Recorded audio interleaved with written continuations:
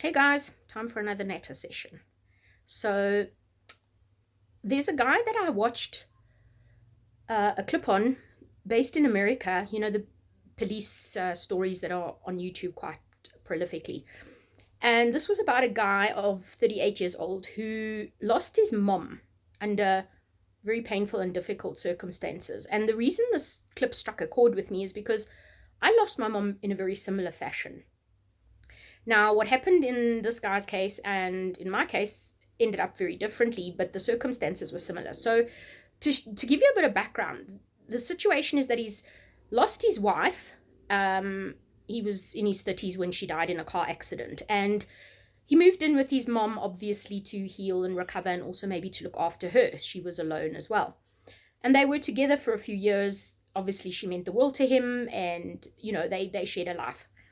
She developed what's called a valve stenosis, a cardiac valve or an aortic valve stenosis, which means one of the valves in her heart had, narrowed and wasn't functioning properly.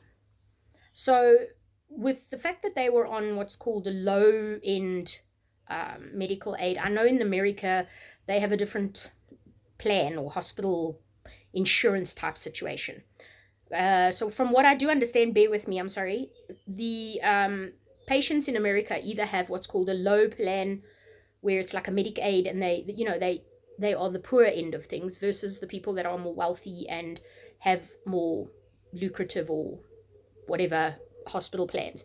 So this guy gets an appointment with a very well-to-do cardiologist who has a history that comes out in the trial that was to follow. So they see the doctor and they get a very short, cold, curt, almost dismissive type consultation.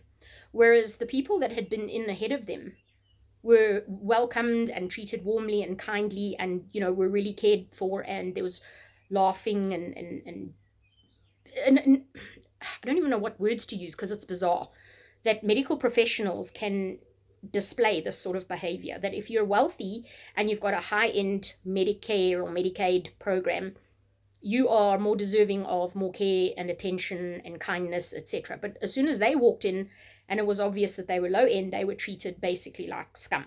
I'm paraphrasing. And we see that a lot in all sorts of walks of life. It's not just isolated to the medical industry. So the procedure gets scheduled. His mom goes in for the surgery. The doctor says, it's routine, big deal, whatever. But in the trial that came up in the records, it shows that the night before she was out at a gala event. So they don't say so, but there's the hint of maybe she wasn't altogether, tip top, and maybe she'd had a bit too much to drink, etc. Anyway, so she performs the procedure, which goes eventfully for the first hour. But after about an hour, she's now replacing this valve with a synthetic valve, and it's too big. She's miscalculated, and it's too big. So instead of redoing the procedure or taking it out and remeasuring, etc., she was impatient. She forced the valve in, which obviously caused damage because it was too big for the heart. And then while stitching things up and stitching things in place, she nicked the cardiac artery. And the cardiac artery is the artery that supplies the actual heart muscle with its own blood supply. So this wasn't noticed until it was too late, and the patient was crashing, and eventually they couldn't help her. There was too much blood loss internally, and she died. Now, the son is sitting in the waiting room alone, and obviously anxious for his mom, and the doctor comes out, takes all of not even 2 minutes to very coldly and callously tell him his mom has died. Her heart couldn't take the procedure. She doesn't offer any sort of apology. She doesn't offer any condolences. She's just matter of fact. She's just clinical. She's just absolutely detached. And she dishes out this info and she disappears. Needless to say, he's absolutely shattered.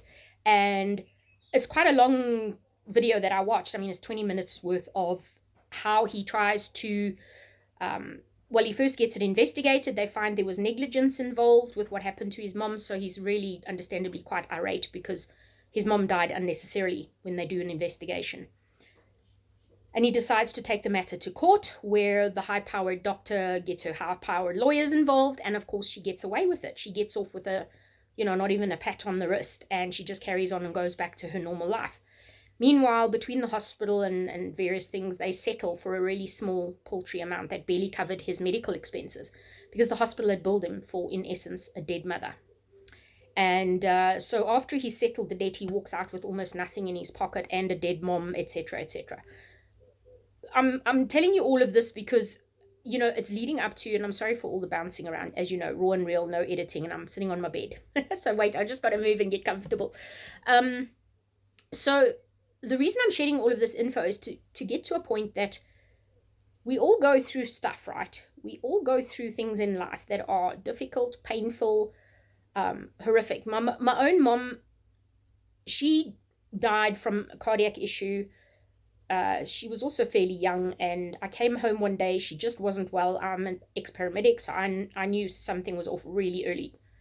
I rushed her to hospital, and 8 days later, she was dead.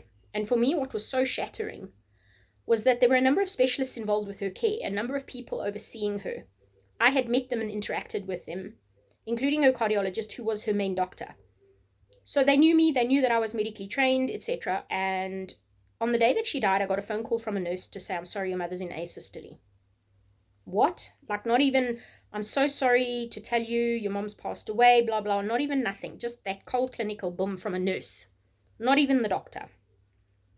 I literally was absolutely shattered and I fell apart instantly. I literally was twitching with electric shocks running through my body. I mean, I've never experienced anything like that. And it was horrific. And I was alone because my family are all far away from me and they weren't with me. So not long after, literally within the next hour, one of the subspecialists phoned. The rooms contacted me and said, it's Dr. So-and-so's rooms, please hold the line. And Dr. So-and-so came on. He was her nephrologist. And he said, oh, I'm so sorry, this is who I am.